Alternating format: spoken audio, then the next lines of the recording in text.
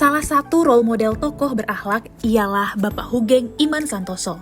Beliau adalah jenderal polisi yang terkenal karena integritasnya dan dikenal sebagai polisi paling jujur di Indonesia.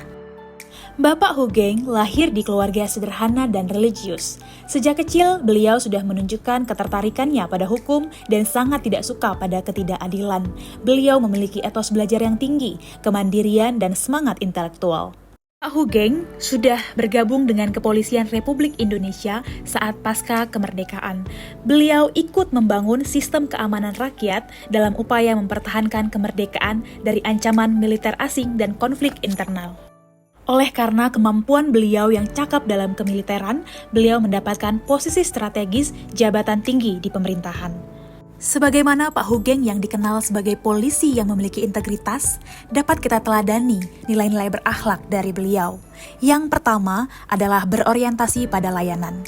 Pak Hoegeng saat menjadi kepala imigrasi, ia membuka langsung meja layanan, menyaksikan proses pelayanan publik, dan membubarkan praktik pungli di loket-loket.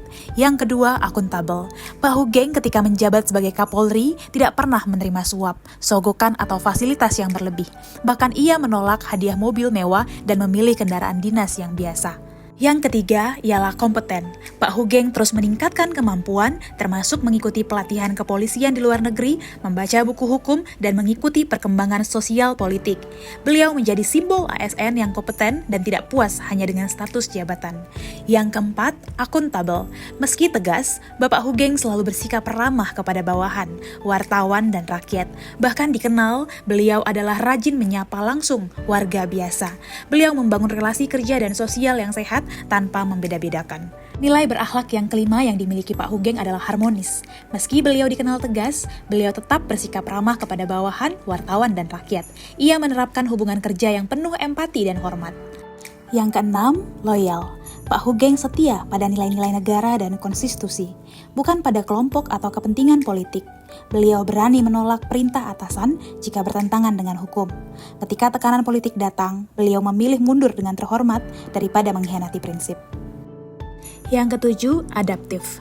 Dari masa penjajahan, revolusi hingga Orde Baru, Pak Hoegeng mampu beradaptasi tanpa mengorbankan prinsip, termasuk berpindah peran dari polisi ke menteri dan kembali ke dunia seni setelah pensiun. Yang kedelapan, kolaboratif. Dalam pemberantasan penyelundupan, Pak Hoegeng bekerja sama dengan berbagai pihak, tentara, kejaksaan, hingga tokoh masyarakat. Meski menghadapi banyak rintangan, ia percaya bahwa masalah bangsa tidak bisa diselesaikan sendiri. Pak Hoegeng adalah role model yang berakhlak. Beliau bukan hanya mampu menginspirasi para polisi di negeri Indonesia ini, tetapi juga mampu menginspirasi kita, para ASN. Beliau pernah berkata, kejujuran mungkin membuat kita sendirian, tapi itu harga yang pantas untuk kehormatan. Di setiap nadi pengabdian Hoegeng terpatri keyakinan bahwa jabatan hanyalah jembatan untuk melayani. Baginya, masyarakat bukan sekedar angka dalam data, melainkan jiwa-jiwa yang harus dilayani dengan tulus, menutup pintu pungli, membongkar pabrik calo, dan menegakkan pelayanan setara bagi siapapun. Seolah ia berkata, layanan bukan hadiah, tapi hak untuk rakyat. Bapak Hoegeng ibarat mata air jernih di padang gersang akan kejujuran. Segala tindak tanduknya berdiri tegak atas pertanggungjawaban. Ketika godaan hadiah dan sanjungan datang, ia menampiknya tanpa dengan ragu. Rumahnya tetap sederhana, mobilnya bukan hadiah dari sogokan, dan senyumnya adalah bukti bahwa akuntabilitas bukan sekedar konsep, melainkan laku yang dihayati. Ia bukan sekedar memimpin dari balik meja, tetapi menjajakan kaki di lorong-lorong gelap kejahatan. Hoegeng memerankan banyak wajah, penyelidik, penata administrasi, pemimpin strategis. Kompetisinya bukan sekedar formalitas, melainkan senjata yang ia asah demi menegakkan kebenaran. Dalam diam, ia mengajarkan, hanya yang paham medan yang pantas memegang komando. Kesetiaannya tidak bisa dibeli, bahkan tidak bisa ditukar. Pak Hoegeng menegakkan hukum kebenaran bahkan di tengah badai politik. Ia memilih mundur daripada mengkhianati hati nuraninya. Kepada negara dan kebenaran, ia menyerahkan seluruh jiwanya. Tetapi kepada ketidakadilan, ia tidak pernah tunduk.